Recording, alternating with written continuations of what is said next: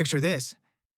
It's the year 1350, and you're a merchant in Yuan Dynasty China trying to buy silk. You arrive at the market with a cart full of paper money, literally a cart overflowing with banknotes, and the silk merchant just laughs at you. "I don't want your paper," he says. "Bring me silver or bring me goods I can trade. Your government's money is worthless." Just 50 years earlier, this same paper currency was the most trusted money in the world. The Mongol Empire, controlling 9 million square miles from the Pacific Ocean to Eastern Europe, had created the first truly global financial system with paper money backed by silver and gold. But now, those same banknotes that once commanded respect across 3 continents are worth less than the paper they're printed on. The empire that had conquered more territory than anyone in human history is collapsing. Not from military defeat, but from financial suicide. And here's what should terrify every American. The Mongols followed the exact same playbook that's destroying the US dollar today. Hey, I'm Brandon, and welcome back to My Money Mint, the channel where I dive into topics related to money and wealth. All right, let's get into it. Let me take you back to 1260 and show you how the most powerful empire on earth destroyed itself with monetary policy. When Kublai Khan established the Yuan dynasty in 1271, he created something revolutionary, the first unified paper currency system called the Chow. This wasn't just local money, this was international currency accepted across the largest contiguous land empire in world history. The system was brilliant at first. In August 1260, Kublai created bills that circulated throughout the Yuan domain with no expiration date. To guard against devaluation, the currency was convertible with silver and gold. You could take your paper notes to exchange bureaus at provincial cities and trade them for silver at 70% to 80% of face value. Think about how sophisticated this was for the 13th century. The Mongols had created a standardized currency that allowed them to monetize taxes and reduce the carrying costs of taxes paid in goods, no more transporting grain or livestock across thousands of miles, just paper money. To ensure everyone used this system, Kublai's government confiscated gold and silver from private citizens and foreign merchants, giving them government-issued notes in exchange. It was mandatory, universal, and initially people trusted it. Why? Because the Mongol Empire controlled the Silk Road, the main trade route connecting East and West. They had established permanent garrisons along trade routes to protect travelers. They abolished the complex local systems of taxation and extortion that had plagued merchants for centuries. This era, called the Pax Mongolica from roughly 1250 to 1350, allowed for unprecedented exchange of goods and ideas. Many historians argue that globalization began with the unification of the Central Eurasian landmass by the Mongol conquests. The YAM, the Mongol postal and communication system, stretched from Eastern Europe to the Pacific Ocean with well-organized, funded, and maintained routes. You could send messages and travel vast distances in relatively short time periods. The system worked because people believed in Mongol power. The empire was so vast, so militarily dominant, that their paper currency seemed as solid as the empire itself. But then Kublai Khan made the fatal mistake that has destroyed every empire in history. He started spending money he didn't have on wars he couldn't win. In the 1270s, Kublai sought to completely wipe out the Southern Song dynasty and unify all of China. Simultaneously, he initiated wars to conquer Southeast Asia and Japan. He also made reasonable investments in public infrastructure. All of this required money, massive amounts of money, and the Mongol government had a printing press. Although the Mongols at first preferred to have every banknote backed by gold and silver, high government expenditures eventually led them to abandon this standard entirely. The Yuan dynasty operated under 3 distinct monetary standards over its existence: full silver convertibility from 1260 to 1275, nominal silver convertibility from 1276 to 1309, and pure fiat standard from 1310 to 1368. Once they moved to pure fiat currency with no backing, the temptation to print became irresistible. In 1287, a new paper currency called Yuanchao was introduced, whose value was allegedly 5 times the value of the old currency. Translation: They devalued the existing currency by 80% overnight and forced everyone to exchange old notes for new ones. In 1350, the final series of banknotes, the Zhejiang Jiao Chao, was issued as hyperinflation spiraled completely out of control. Under Kublai Khan, inflation rose to 80% as the government kept printing more banknotes to finance military expenditures and administrative costs. Commodity prices increased tenfold by the late 13th century, creating great hardships among common people. The paper money was made from inferior materials and would often be easily damaged, making it hard for people to redeem. This led to rebellions in southern regions, which caused the Yuan government to print even more money to finance military operations against the rebels. It was a death spiral. Print money to fight wars. Wars create more unrest. Print more money to fight the unrest. Currency loses more value. Print even more money. By the time the Ming Dynasty toppled the yuan in 1368, paper money was close to worthless. Towns and cities resorted to barter economies. Eventually, entire carts filled with banknotes were needed for simple transactions, and people simply disregarded paper money as currency. But the hyperinflation was just one symptom of a larger problem: military overextension on an unprecedented scale. In 1274, Kublai Khan gathered around 23,000 troops and 900 ships for an invasion of Japan. It failed. A typhoon destroyed much of the fleet, the famous kamikaze, or divine wind. Most leaders would have learned their lesson. Not Kublai. In 1281, he launched an even larger invasion of Japan. It also failed, with massive losses. These failed invasions damaged Kublai Khan's prestige and drained the empire's resources. Shipbuilding and troop mobilization placed enormous burdens on the Yuan dynasty.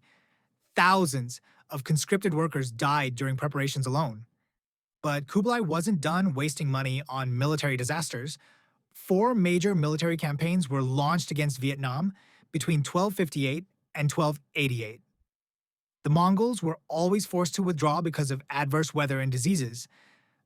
Mainland Southeast Asian campaigns in Burma, Cambodia, and Vietnam all failed. In 1293, the Yuan dynasty attempted to invade Java with 20,000 to 30,000 soldiers. Modern research estimates that 60% of the Yuan army was killed. Total losses of 12,000 to 18,000 soldiers. The Japanese expeditions were extremely costly and weighed heavily upon Mongol rulers in China. The Java expedition only served to further weaken the Mongols' resources and resolve. Here's the brutal truth. The Mongols were masters of land warfare.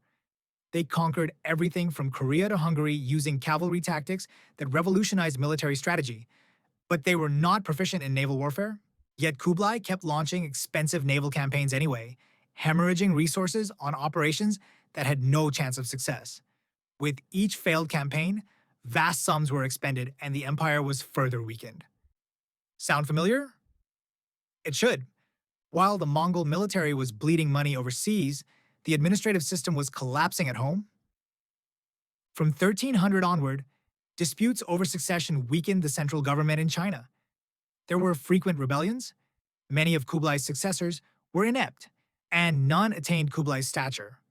By Kublai's death in 1294, the empire had fractured into 4 separate khanates, each pursuing its own objectives: the Golden Horde in the northwest, the Chagatai Khanate in Central Asia, the Ilkhanate in Iran, and the Yuan dynasty in China.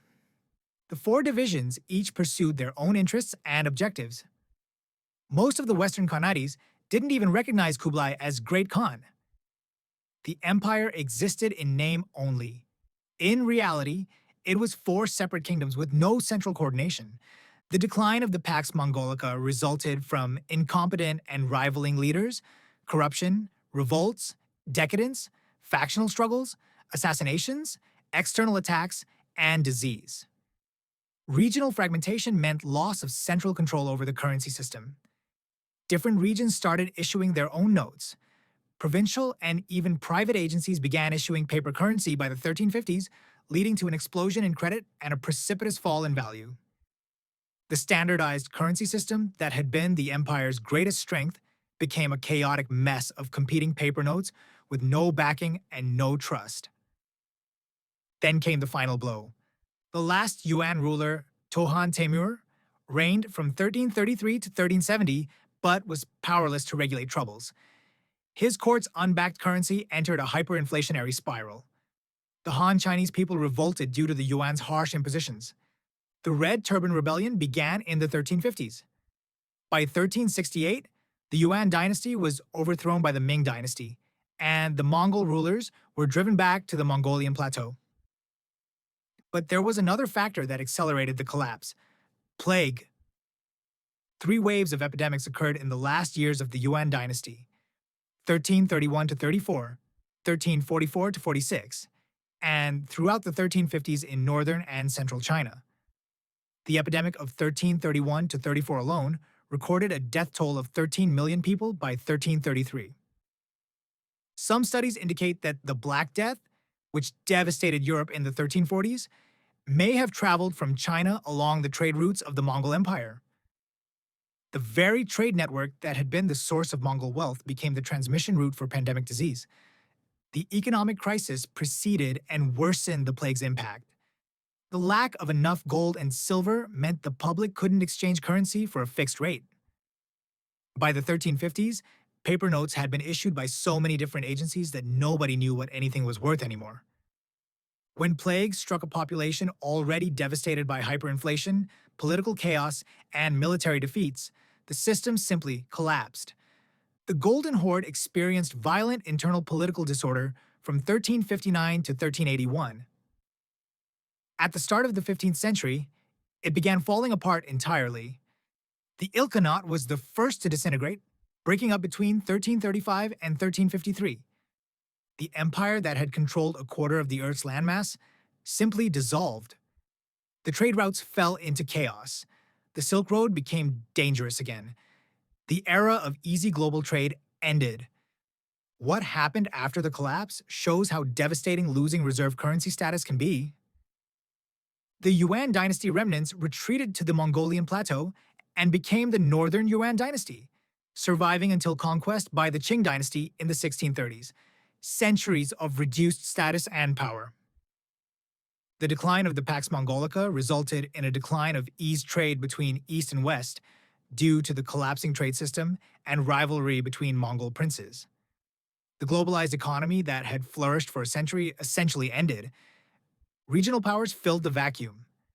A unified Russia conquered the Kazan Khanate in 1552, the Astrakhan Khanate in 1556, and the Khanate of Sibir in 1598.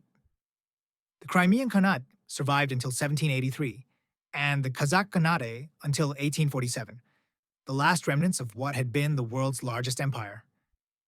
Mongolia itself never recovered its former glory. The nation that had conquered most of the known world became a landlocked country, squeezed between Russia and China, its population never exceeding a few million. Now let me show you why this matters today. The Mongol Empire transitioned from silver-backed currency to pure fiat money between 1310 to 1368. The US dollar has been a fiat currency since 1971, 54 years and counting. The Mongols' hyperinflation was driven by excessive spending on failed military campaigns. US debt stands at 124% of GDP after spending $8+ trillion on Middle East wars with military commitments across 130+ countries. Gradual loss of confidence in Mongol paper money led to regional fragmentation and alternative currencies. The dollar's share of global reserves has fallen from 70% in 2000 to 57.8% in 2024, with BRICS nations actively building alternative systems. The pattern is unmistakable.